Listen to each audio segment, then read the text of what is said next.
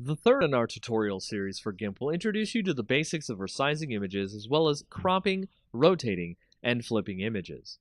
These features are very similar to Photoshop, but how you do them in GIMP may differ. Start by having your document loaded into GIMP. You can see we have our image ready for moving it around. Once you want to resize your image, go to the Image drop-down, then to Scale Image. This is what resizing an image is called in GIMP. Once there, you can see the dialog box.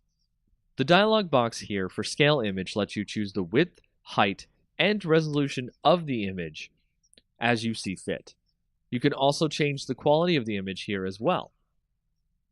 The Scale tool on the left here can also allow you to resize the image like a selection tool would in Photoshop. Just click the image and resize accordingly.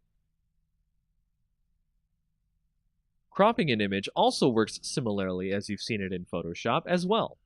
Click on the Crop tool, the little knife icon, and you'll be allowed to make a selection over the image which will tell the tool where and what you want to crop. Click on the image again after selection to crop the image.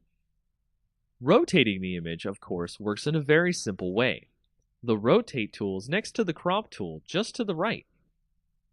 Once you click on it, you can see the tool options below the tool, where you can do it by layer or a selection similar to crop, or a much more advanced way through a path. We'll just use the layer Rotate. Click on the layer you want to rotate in the image, and you can use a slider to rotate left or right, or set the angle yourself.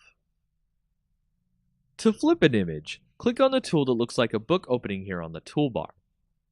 Set the preferred way to flip the image, horizontal or vertical on the tool options, and just click on the image. Easy! With this, you can move and rotate, flip and resize the image just the way you want to.